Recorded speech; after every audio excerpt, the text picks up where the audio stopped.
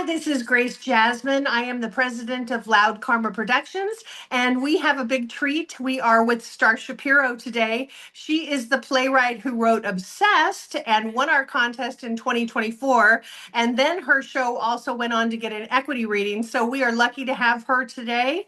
And we're going to talk to her all about her playwriting career and some other stuff too. So welcome, Starr. Thank you so much for having me. I'm so excited to be here. Oh, it's my pleasure. Well, so you have a nice history with us, and we'll get into that in a few minutes. But let's just kind of go over an overview of you as a playwright and a writer, and sort of just give us a bio. Yes, for sure. So Okay. I grew up doing a lot of dance and theater. My grandmother actually owned a dance studio, and so like I was born into like that world. So yeah, and then through dance, like I started to do musical theater. My grandma would do like summer camps of like, you'd put on a little show at the end of the summer type of thing. So that's really how I got interested in it. And also I grew up in New Jersey, so like with very easy access to theater. I was very like fortunate in that I'm sense. sure. And then, so fast forward to, I always did dance and performing growing up. And then in college is when I kind of was like, oh, maybe I'm like interested in writing. I don't know. It seems a little scary. I've never tried it. And so I took my first playwriting class. And it was like the scariest thing I'd ever done. I Huh. remember it was like at 4 p.m. on Monday. It was like a seminar type thing. So, and I remember the first time I had to like share my stuff, or really anytime I had to share my stuff that whole semester, I would just get so nervous, like I couldn't eat all day.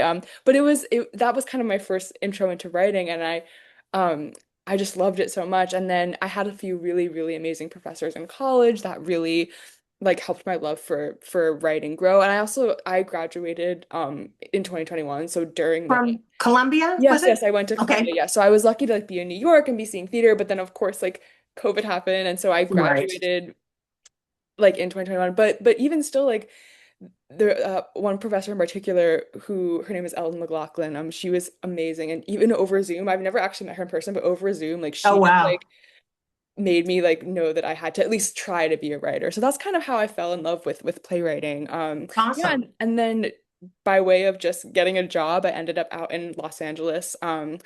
And kind of doing the whole assistant thing in the TV film world, and trying to like make my way up that way as well as a writer. But I kept up with my playwriting, and which led me to Fringe, and which led me to eventually like, meeting you guys and the award. But yeah, my journey really started with like doing dance and theater as a young kid and just loving it so Awesome. much, and then eventually kind of dipping my toe into writing. Yeah. Well, you've been so far, been in the best spots you could possibly ever be. First in New York or New York adjacent. When I lived in New York, I also lived in New Jersey. Oh, So did you? Oh, what nice. city were you in New Jersey? Oh, I'm from a small town called Midland Park. It's Okay, about a half an hour, I've heard of 45 it. minutes away from I was in Jersey Manhattan. City. Oh, so So you were right there. You're literally yeah, right there. Yeah. yeah, close. It was like path train close. It's like Yeah, when yeah, you had yeah. to ford Manhattan and you end up in Jersey City. Exactly, So exactly. But hey, basically, I love New Jersey, and I yeah, mean, me too. yeah, I was so lucky that I had like parents that loved theater, and just like it was part of my life from like a very young age. Well, so that just sounds ideal to me that you'd be so close to Broadway and you could just see shows all the time. And, just when I lived in New York, I only lived there for a year, but boy, did I love, you're so close and you get to Yeah, go to no, it was everything. amazing. And I mean, I grew up like a little spoiled. Like I didn't realize that like other kids like had never seen like a Broadway show. Like I I was know. very lucky that like that's just what my family like loved to do. And like I I actually love that. my cousin was a kid performer, so she was in the Bernadette Peters revival of Gypsy. So I saw Gypsy when I was like Awesome. 5 years old, which I don't know if I should have been seeing Gypsy at 5, but like I did, and it I was just think such a core memory. Gypsy was the show that most influenced me to want to be an actor. Oh, really? Oh, Yeah, yeah, that makes yeah. When I sense. was Oh my I was gosh. a child actor, so I Oh, were remember you? watching the movie and being Yeah, like, yeah, "Oh my God, I want to be, yeah. Dainty June." No, So literally, it's such. I mean, it's such a good show, and I'm glad my mom like let me see it when I was that's like 5 years old. awesome. So you never went the acting route. You've always been basically a writer, or did you ever do any I acting? I did it, yeah, for fun as like a kid and a little bit in college. And then I've taken classes, here and there, and I did act in my own show in Fringe. But Oh that yeah, was that's right. just to do it because I You think I don't know. acted in Obsessed, Yeah, right? yeah, yeah. Okay. It was sort of a. I mean, I'm definitely in my professional career just trying to be a writer, but like. I think life is too short maybe to not act in your own thing if you want to give it a Absolutely. try. So yeah, and it was a Absolutely. great experience, and I had like a really good director, and I had really good other actors there, and it was a blast. Like I'm so glad I challenged myself to do that. So who directed your, let's segue over to our Yeah. show that we met you at. So in 2024, Hmm. you entered the Loud Karma Award. So Hmm. basically it's the Loud Karma Emerging Female, and now it's Gender Diverse Oh Playwright yes, Award yes, because yes. we want to be more inclusive. Yes, of But course. so you won in 2024. And then tell everybody a little bit. I want to talk about the show itself, but Yeah. let's talk about the path of the show. So what Yes, happened? sure. You won, obviously, you got our award, and then what happened? Yeah, so after I won your award, which was so exciting, It to was. anyone out there who like is thinking about applying, like please do it. It's a really cool award, and you guys are so awesome. But Thank you. yeah, I had actually, so before Fringe, I had rented out the Santa Monica Playhouse for like 2 weekend performances just to like try and do it. So that was the Oh, first time I ever wow. put up the show, and it was like small theater, but it was like the perfect way to kind of just like get it on its feet. That was That about was smart. the year prior to Fringe. Yeah, it was actually during the writer strike, so like a lot of my friends were unemployed, as was I. People We were like, had how do we like lots of use our time to time go hang wisely? out Yeah, with you. yeah, exactly. But that was really Okay. so that was the first time I did it. And then I did it in Fringe, Right. which was a really, How many such a learning experience. performances did you have? We only did three.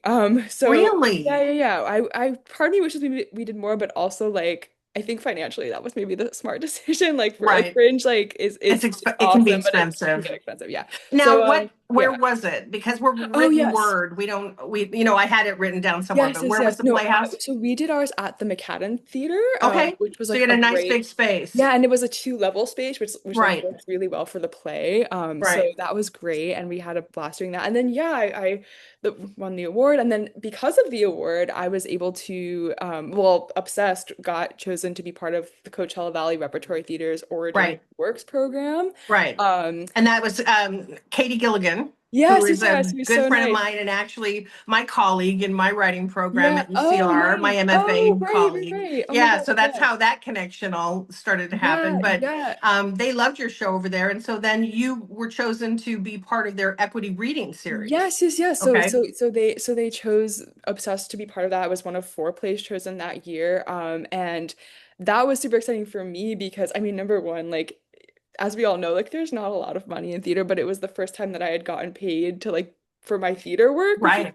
I mean, I guess selling tickets at Fringe counts too, but it's just like, the idea that like, oh, someone chose my play and that was like a little like exciting milestone. But then They brought you out, they put yeah, yeah, your yeah. team I got up. to, yeah, my team stayed in an Airbnb. I was in like a hotel. Like it was so exciting. I was like, oh my gosh, like I'm a real writer. Yeah, Um, it was but fun. it was really fun. And the I people got to there were have so nice. tacos with you guys after the reading. So Yes, this is, oh I my came gosh, out for yes. the reading. And that was actually, oh my gosh, this is kind of irrelevant, but that was the day before the fires, which was so crazy. Like It it, was. yeah, we all, I mean, no one really knew it was going to happen. Oh, So how weird. we all drove back to LA, like being like, wow, it's really kind of windy, huh? I don't know what's Oh, going how on. Yeah. So weird. I always associate this wonderful experience with then like the not so great experience. I was fortunate, like I was fine and all my It's friends like were fine. weird. But It's weird yeah, dramatic yeah. But foreshadowing. but you bringing that up was like, oh right, like we had tacos I and don't we want to drove make a back and pun about the smoking gun. oh my gosh. I mean kind of like Oh kind my of God. Oh gosh, yeah. No, but so I had that was like a great way to start. It was 2025. So I started off 2025 with a bang with that show. And it was so cool because I think one of the things that I really took away from it was that like the demographics of like the audience that attends that theater just naturally skew older. Right, And actually the theater had warned us. I think Katie had like actually said like just so you know like they are, this is a different demographic from who came to right. the show in LA. So just be prepared because there was also a talk back. So they want us to be prepared of like if we got anything, kind of a little bit out of left field or whatever. Like, and so I was honestly a little nervous, but I will say like I got such fantastic feedback and it was Right. really cool seeing how an older audience reacted to the show and what they took away Right. from it, and it was an awesome experience. I mean, I'm so glad that it was not the usual LA audience because it gave me a whole Right. new perspective on the show for sure. Well, it's interesting too because Palm Springs and the whole Palm Desert area is really a home to a lot of retired people in show Yes. business. And Yes. so it's possible that a lot of your crowd also had, theater roots or showbiz roots, Yeah, for film and sure, for TV. sure. And so I Yes. think that probably helped your demographic in that theater. But I was at that talk back. I thought Yes. it went really, really well, Yeah, actually. definitely. So Yeah. And yes, and it was so exciting to have you there. Knowing that have seen like the show in well, another it was my form first on the time yeah. actually seeing it Well, because right, I right, right. hadn't Yeah. written, it's the written word. So Yes, of actually, course. our first year we did see our finalists, but then it just It's got too hard. big. Right. Yeah. Well, And that's I think so the cool thing about the award too is that I think I don't know about if they've added others or whatnot and over the past couple years, but as far as I know, it's one of the only ones that's strictly based on the writing. it may be the only written word. Yeah, I do which is think that, yeah. I haven't really, because I've been so slammed with our own award, I haven't really looked at all the other Yeah, awards. yeah, And so yeah. this Thursday, we're going to have the night where we explain the Oh, awards to right. everybody Yeah, who yeah, yeah, comes. of So I course. guess Yeah. I'll find out what everybody's Yes. doing then. So anyway, let's talk about the play itself. So Yes. Obsessed is a three-person show, right? And Yeah. it's three women who are dealing with their recent the mother has recently died and left this home, and now they're trying to come to this home and figure out what to do. Is that Yeah. basically a good way of Yes. describing? Yeah, Okay. that's the sort of inciting incident. It's these three sisters who are returning home to their childhood home for the first Easter after their mother's death. In theory to kind of start packing things up. Right. But obviously There's secrets other start to things unravel. There's happening. other things about they So they basically discover. Oh, sorry. tell us about what I think one way to get into it for someone who's never read it. Tell Mhm. us about those three characters because I think they're really interesting and they help you to sort of see, who they are in relationship to what the plot is. Thank you. Yeah, for sure. So the protagonist, her name is Eloise. She is 22. Uh Allegedly she's about to finish college, although you eventually find out that that's maybe not the case. And basically as a coping mechanism to sort of deal with her grief over her mother's death, she's developed pretty severe OCD. And so her two older sisters come home and discover that. But then very, very, quickly Eloise starts to realize that maybe her older sisters are not doing that well either. And so, Right. well, the one sister, Sarah, has maybe developed a form of what's known as like scrupulosity or religious OCD that has to do with morality, being a good person, all that sort of stuff. And Right. then the other sister, Chris, is definitely takes on a more caregiver role in the play, but she's also going through her own grief and depression. So I really wanted to write a play about three specific people who are at a very specific time in their lives where like grief is coloring everything. Right. And when it comes Right. to the OCD specifically, I kind of felt like having my own experience with this disorder that, media representations are often very like, oh, hand washing and organizing, and they're kind of all about like the compulsions, but I Right. really wanted to write a play that kind of emphasized that the agony of the disorder really lies in the obsessions and like the compulsions are just like the outward manifestation of the obsession. So Right. I felt like theater was the perfect way to do that because you can really use magical realism in a way that you can't use it in other mediums. So Right. a large portion of the play is involves Eloise's kind of irrational thoughts and obsessions coming to life via magical realism on So stage. one of So the yeah, things too, Star, that I didn't get to see this, but it's so well written in the script that I can thank you. visualize it. So she has, as part of her OCD, she's created all of these sticky notes where she's being reminded not only to do things, but every little thing going on in her brain. It's like the stage is her room area is plastered with these sticky notes, right? Can you Yes. kind of describe how the set works so people can kind of Yeah, for visualize it? sure. Oh my gosh, yeah. My director and I painstakingly wrote on like hundreds and hundreds of sticky notes to make this set work. But yeah, basically, in Eloise's room, which we wrote because we had a two-story theater, we were able to do it on the second story, just Right, make at the her. McCadden. Yeah, That's yeah, a yeah. nice space. So Yeah. we basically covered the walls. We had like we made a bed and we covered them in like hot pink sticky notes where she's written all sorts of reminders. And it's the visual manifestation of, I mean, or the visual representation of her anxiety and her OCD Right. is like really, really kind of stunning. And there's a moment where like one of the older sisters discovers them, and she, it's a really it's quite striking when you see it on stage, or if you Mhm. look at the pictures, and it really gives you an idea of like, oh wow, like this poor girl is like going through so much in her mind. And yeah, yeah. And I think one of the things that's fascinating about the show, well, first of all, I love this show, and Thank you. when I discovered it as when I first read it, I think I read it first at the team, and I was so excited about it. I love how Thank you. it leans into grief as it really it's fascinating, this phenomenon that people don't usually get so into in shows, or that's not something that always comes up for us in shows, whether it be theater or television. But I love the leaning into it with the three different women with their mental illnesses, and what their challenge, and how grief has um, made those mental illnesses, what they're dealing with, blow up for them. Yes, Right. for sure. And then Yes. there's the Yeah. dynamic of the three of them all Mhm. trying to interact. And there's sort of this thing where like one of the characters tries to hide her thing quite a bit. Yeah. They're all sort of masquerading with each other in a Yeah. way. Yes, And definitely. one of the things I love about your script, I was just re-looking at your script, and one of the things that's so fascinating. So you describe your characters at the top of the script, like Oh yeah. often people do.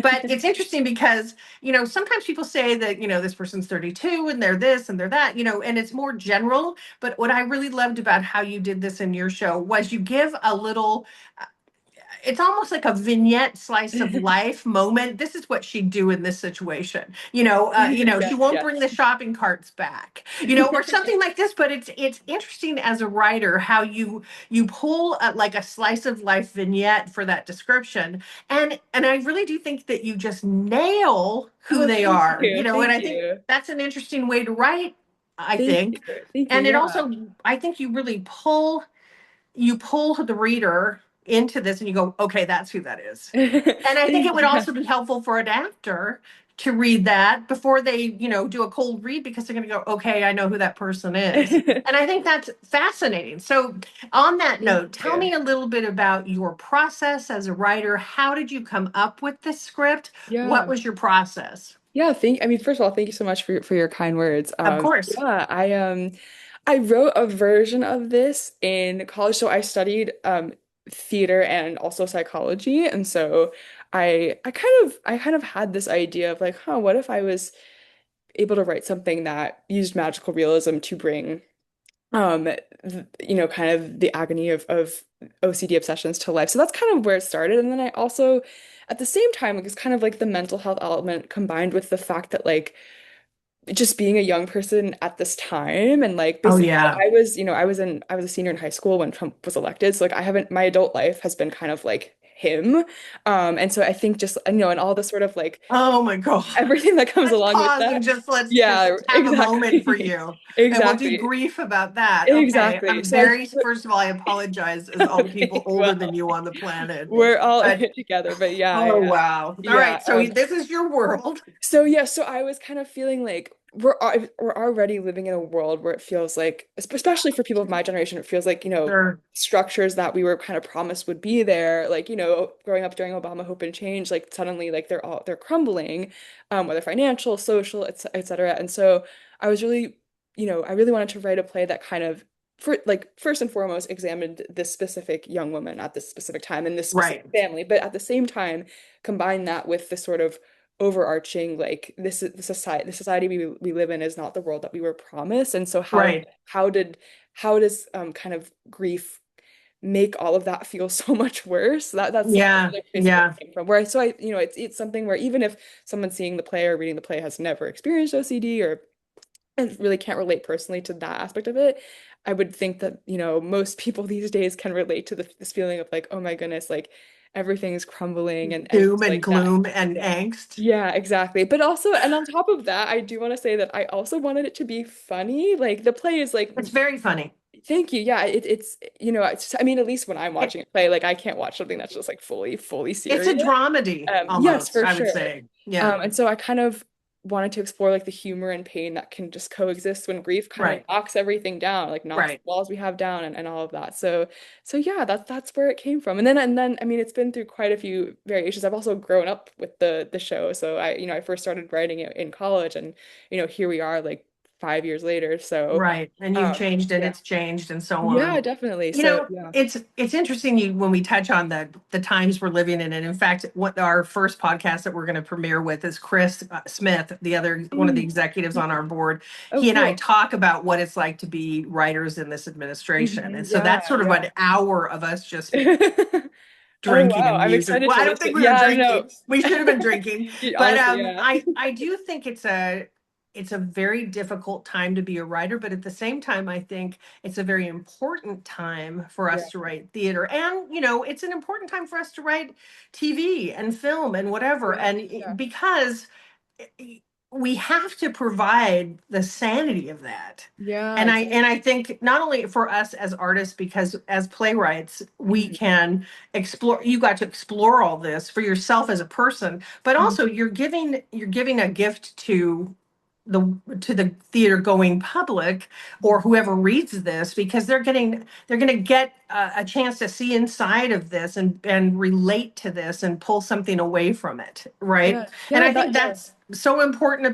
That's why we have to keep writing, even Mhm. though I think sometimes Chris and I were talking about how it would just be easier to only do comedy right now. Right, We'll touch on no issues. Well, it'll only be frothy, but then we thought, well, we can't do that because it's not, we're not forcing our free speech right. rights into effect, which I think we also have to do. So Yes. it's an interesting time for that. And so Yeah, on that definitely. note, let's segue into another aspect of you as a writer. So you came up with this idea. You're affected by the world you're living in, which is, I hate to say it's a very ripe world for having Yeah, writer. exactly. It's not a world where you're bored and there's nothing. Exactly, exactly. But what's your process? So how do you sit down every day? How do you create? Are Yeah. you an outliner? How do you work? Yeah, I think my process first and foremost starts with reading plays. That is how I feel like as much as I took classes and all that, like just reading plays is what I feel like helped me learn how to write plays. And Right. so even like particularly when I'm sitting down to write a play, like I will usually, read, if not a full play, at least, part of something, or like there's a few plays that I usually like will go back to. And it just helps me get in like the space for that, or without having to like immediately sit down and be like, okay, Star, like what are you writing today? Like it's just like let me sit down and read. And then yeah, I would say that I am someone who needs like a significant chunk of time. Like I really admire people that can just be like, oh yeah, 15 minutes here and there. Like that's not Yeah. me. Who But are I those admire that. people? I know. Well, I feel like they do exist. They I've exist. met some. I've met some. But Not on this yeah. call. Yeah. Exactly, exactly. But yeah, I just I'm a planner in the sense of like I'll have like a big document of like Right. stuff that I'll add to like if I think of like a line in the shower like I'll add, so like, I'll have like a big document, but when it comes to like actually structure, I mean honestly for Obsessed I knew that I wanted to have the moments of magical realism, and then but outside of those moments I didn't like sit down and say okay like scene one blah blah blah, blah scene two, like it just happened kind of like very naturally. And It's also a little I bit mean more organic. exactly, and I mean I have written at least the version that I did in Fringe over the course of a few years. Right. So that was, I mean, for me, that's like ideal. But like generally speaking, like I plan in the sense of like I have I know what I want to be in there, but in terms of like planning out like scene one, scene two, scene three, that's not really my thing. Although when I'm doing my TV writing, that's a little bit different because you kind of have Right. to do it that way. But I will say that I am such a character and dialogue person that like I will sometimes just write like a page of dialogue and be like, okay, I Right. know this has to be in there somehow. It Right. can be good and can be bad depending on what you're writing, but usually I find that the things that come most naturally to me, like the scenes that come most naturally, are the ones that change the least. So yeah, that's all that to say. Like my process is very, I read and I'm always writing things down and planning in that sense, but like I have a little bit more of like a let's just see what happens on the page this day process when it comes to playwriting specifically. Right. So if you compare writing for stage versus writing for TV, so it's more linear, obviously, when Yeah. you're writing for film or TV, Yeah. because you're in a group a lot Yes. of times, and you're trying to make a thing happen, and you can't just there's a, I want to say, a little bit of a loosey goosey Yeah. sort of a vibe, in Yeah. theater sometimes. Exactly. Yeah. But what's weird, and I think you're alluding to it. I just want to pin you down about it a little bit. Yeah. So when I've written certain plays, there's times I'm in the zone. You know what Hmm. I mean Yeah. by that? Yeah. Yeah. And Yeah. it's just flowing. You don't even, it's almost at a certain point, these characters are writing the play and you're just sitting there kind of being dictated to in a Hmm. way. Hmm. And then there's Exactly. other times when you're really just yanking it out of Yeah. yourself and you Yeah. don't know, Yeah. it's just like, come on, let's get through the Yeah. middle. But Yeah. it feels to me like this was a time that you felt like you were in the zone. Is that true, or? For most scenes, I would say, yeah, I can definitely pinpoint, like, I know, for example, well, it's scene 4 in the play, but the scene between Eloise and Chris where Chris is kind of confronting her about her OCD for the first time. It's a pretty long Right. scene. Right. That was the easiest scene for me to write. I mean, like it just because the It flow of it. flowed. Yeah, yeah, and I know that feeling. And then there were some other scenes where like I did have to kind of pull and they were more like, okay, what has to happen in the plot? But generally speaking, for this play, like I found myself in the zone with a lot of the That's so dialogue just cool. because I felt Yeah. like I knew how they spoke to each other, and that's really where this play lies, and it's just how about them speaking to each other. So yeah, but I will say also that I'm trying, and as I'm kind of maturing as a writer, I'm trying Right. to kind of embrace the zone when I'm in it, but also like treat it as, a practice. And even if Right. I'm not in that zone, like it's You not have like, to have well, I can't craft. exactly. Yeah, you There have has to to be kind of have, craft for the days that yeah, you yeah. can't find the zone, because the zone Exactly, is exactly, elusive, I exactly. think. Yeah, Um, exactly. And you can't you won't find your way back there if you just like stop completely and like that's wait for it to come correct. back. I Yeah. love it. Yeah. Okay, so this is just an amazing show. Oh, So thank any you. plans for the show coming into the future now, or Uh, has anything? At the moment, no. I mean, we did it at CB Rep, which was really fun. But at the moment, I mean, I think, here and there I'm submitting it to things, but these days I'm a lot more focused on TV. But Right. I love this play, and I hope to continue to try to find, ways to do it. And I would love to see like other people that aren't like me put it up. Like that would be really cool, whether that's, Yeah, like if it could get an professional. equity run, Yeah, or if or it, yeah, some kind of a regional run would be yeah, great. yeah, yeah. That would. That would be really cool. I mean, I, it's theater is such a, it's as I'm sure people listening know, it's like it's a tough world. But I think it anything is. I would be grateful to see this play have a life beyond just, what's happened to it so far. Right. And That's it's such a wonderful. gratifying world, though, too, because I Yeah, think you yeah. got a chance to sit in the audience and watch your show, not when you were performing it, Yes, yes, obviously, yes. Mhm. but you to watch it as a writer. There's nothing more incredible than that moment when you're actually watching the actors on stage doing your stuff and Yeah, hearing for the sure. audience react to you. Yeah, You know. it's really special, especially like I think like I mean it's harder to know when an audience is reacting to something like more dramatic or something more emotional, but you always Hmm. hear them laugh. And so like the feeling I of an know. audience laughing at something you wrote, it's like it's such a cliche, but it's like it's just it feels so special. And you're like, oh right, Oh, this is why I do. This is why I torture myself with it is. writing. It is. It is. So let's go back to, you obviously love theater. Um, what back when you were a kid in New York and all, let's just jam on theater Yeah, for a while, yeah, because yeah. I want to. I mean, Of it is course, yeah. called loud dramatics theater. So Exactly. what are your favorite, give me your favorite Broadway shows, or just Oh a boy, couple of okay. them. Yes, well, Gypsy is certainly one of them. Yeah, I me too. also was a huge fan of Billy Elliot as a kid, and I mean still now just because it's such a dance-based show. Yeah, yeah. So that's So another were one. you like tap and ballet? You did all of that, Everything, or? tap, ballet, Okay. jazz, contemporary. We did Oh, I competitions, we did love it. everything, and it was like my grandma was kind of at the helm of it. Now, So did you yeah. ever get to see any kind of like a version of Chorus Line on Broadway? Did you ever You get to know what? go? No, I've never seen. No, I don't think I've ever gotten to see a Oh my performance. Yeah, I don't think I God. have. I mean, I know it very well. There's that Yeah, documentary about the casting of it, Every Little Step, which I love that documentary. yeah. But no, I've actually never seen a production of it. Funny that you mentioned that. Oh, No, I that's haven't. wild. But that's yeah, Yeah. I do know it very well. It's just far as a dance show. That's I just know, one of the yeah, it's like most the dance show, spectacular and it's such a shows. cool way that he wrote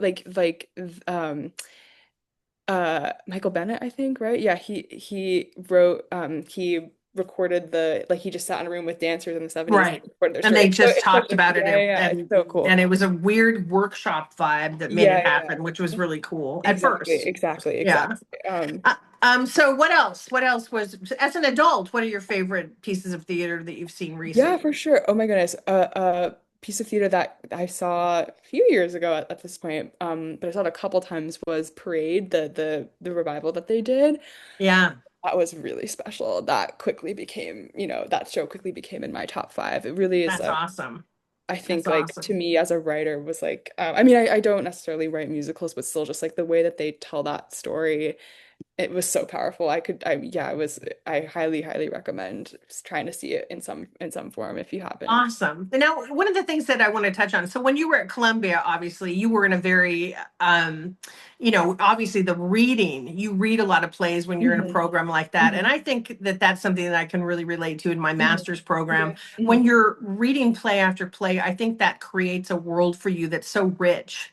Yes, Do you feel like that's something that's really absolutely. helped you? Yeah, definitely. And I think like I mean you were talking about like my character descriptions and all that. I think like having Hmm. read so many like plays from all sorts of different playwrights and all sorts of different years and whenever like you just realize that like at the end of the day like the only thing you have is the words that you write on the page, like whether you'll ever see your play get done is like that's a separate story, but like the plays that I've been inspired by most are where like they have a whole life on the page and like the not just the characters but like the stage directions, the amount of pauses, like all of that, like the page is the only thing you can really control as a player at the end of the day. So, Right. reading to me has been so helpful because of that, because it's just taught me that like, well, no matter what happens, like I can sit here and fill this page however I think is best to tell the story. That's awesome. So let's talk about some of the other plays you've completed. I see Upstairs, and there's something called Oh Finucci's, yes. Oh my and goodness, then Give yes. and Take. Let's talk about those Oh shows. gosh, yeah.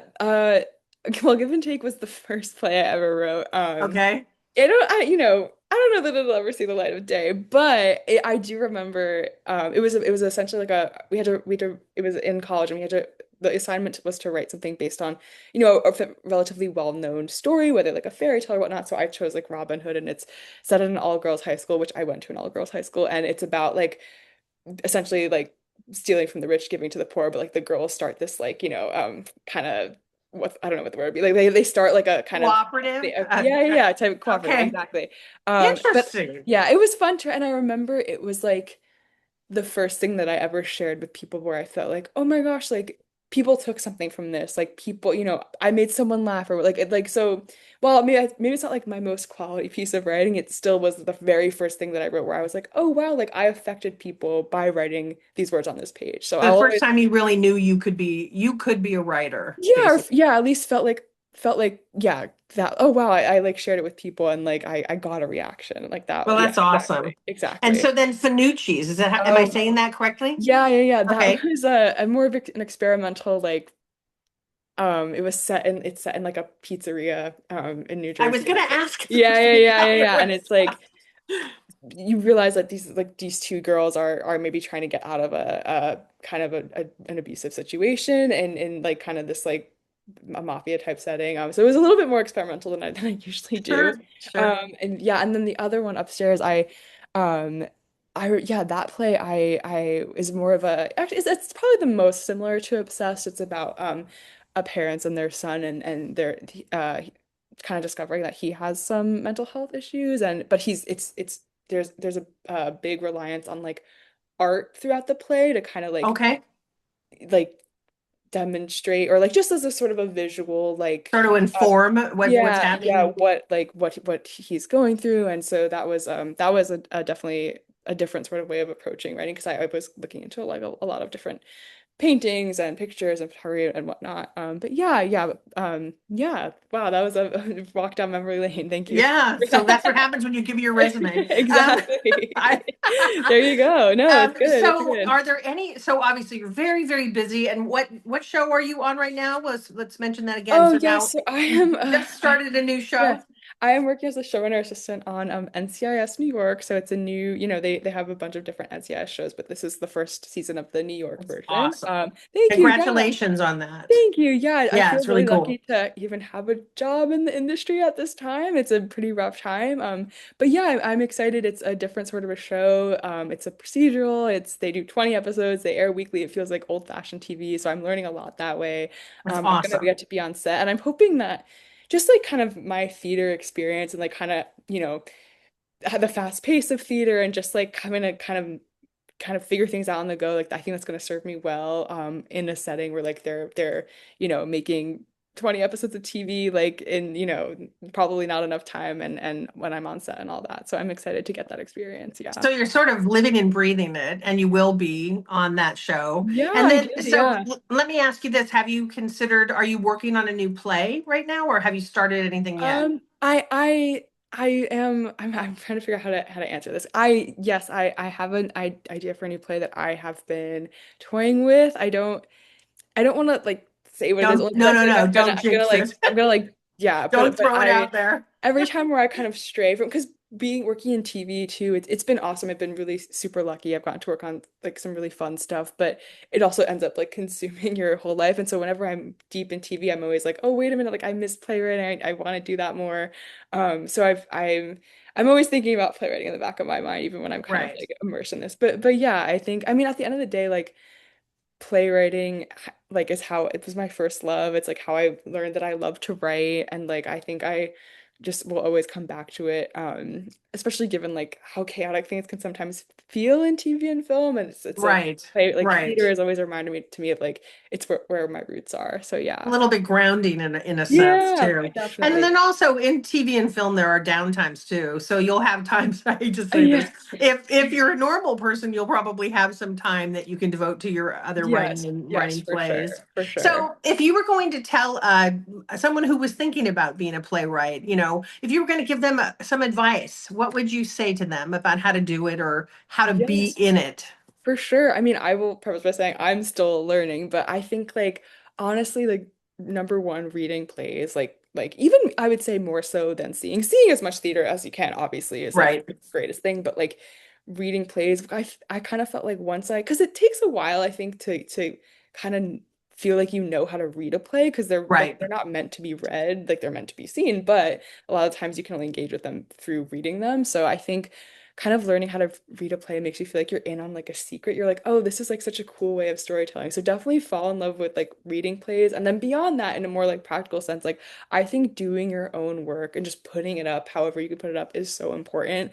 Like just to not be able to ask or not have to ask permission to do theater is like the goal no matter what. So like doing Fringe, for example, is such a great Right. way to do that. You just figure it out. Like it's a It's a lot of wonderful work. way to get your But work up. yeah, so I would Sure. say like doing your own stuff and also finding like a really solid group of people who you rely on to give you notes, who will sit and do a reading with you, like that. Finding that community is a definitely such an important part of wanting to be a playwright because it can be a very like isolating thing to be It like can trying to be. write your It play can because be. you need like people who get it and who are like supportive of you and who are also gonna like be honest with you about the notes that they're gonna give you and be like, hey, like this is not working. Like you need to figure this out or whatever. But yeah, you You just need need the like combination of yeah, honest notes and kind notes. exactly, exactly. And then when you kind of like can if you like know how to read plays and you um ha have the experience of putting them up yourself and then also if you have a community, I think like from there like anything is possible. But those are things that you can control because I can often feel like we don't have control of a lot of things, but that's the advice I would give to someone who's like just starting out is do I the love things you can that. control. Yeah. That's excellent. Thank So you. one thing that we'll leave everybody with. So when you think about your maybe mission as a playwright or as a writer in general, and let's just say I framed this in a different way before, I'm going to frame it a better way. So 20 years down the road when you're working on your work and you're in a career, have your career going. Last time I said, what's your legacy? And somebody just was a little upsetting. He was like, you mean when I'm dead? So Oh we my don't need to gosh. go down that way. So let's say in 25 years, someone is writing about Starr Shapiro's work. And so if they could get from it a thesis statement, what was Starr Shapiro trying to do with this body of work? What was the message or the thesis statement? What would you think, what would you hope that to be? Ooh, okay. I like the way that you phrased that. I That I think I would didn't make you dead, so that's yeah, good. well that too. But although sometimes that's good to think about. Yeah, But I think I would say that in terms of my body of work as a whole, like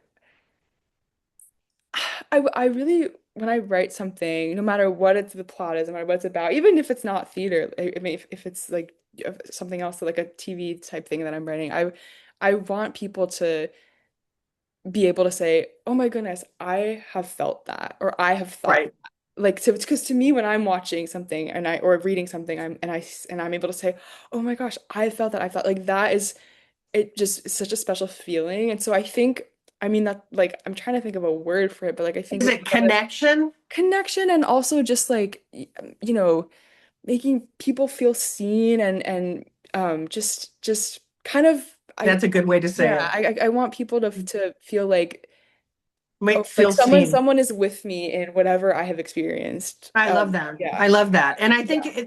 the most profound moments when you're sitting in an audience in a theater are those moments when you feel like whoever wrote that got you, Yeah, right? definitely, And then it's like definitely. you have this shared commonality. I think I'm somebody who gets like full body chills in the theater Yeah, yeah, all me the time. too. Or Yeah. sometimes when I read a really good play, I'll get full body chills, which I Yeah. love. So Yeah. when you get that feeling like they zeroed in on you. So I think maybe is Exactly. that sort of, am I hearing you right Yeah, about? definitely. I Yeah, wish there that's was like a awesome. word that could kind of encompass that. But yeah, that's just what I want people to, no matter what the play, like the plot of the play, it could be the craziest thing, but that's always my goal in writing. I Yeah. love that. And I think in some ways, one of the things I see from your work so far, the work that I know of you, you're very into relationships and how those relationships interact and Hmm. how people Yeah, interact emotionally. And definitely. and I think that that's maybe a way of communicating that as well, Yeah, just yeah, yeah. how,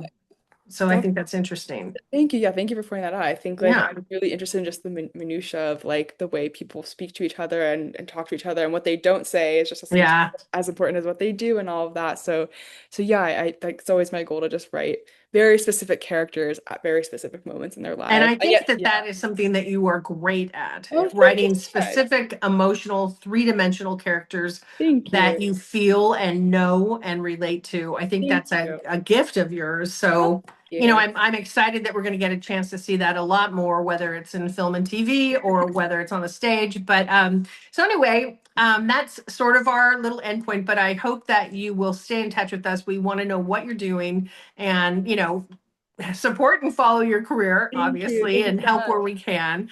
Thank you. So that's it. And this is Starr Shapiro, and she wrote Obsessed, and she won our 2024 award for Loud Karma. And it's been a total pleasure to have you with us tonight. And Thank you so so just hang much. on for me now, and we'll get going here for the Thank, last little bit. And thanks for being with us. thank you so much.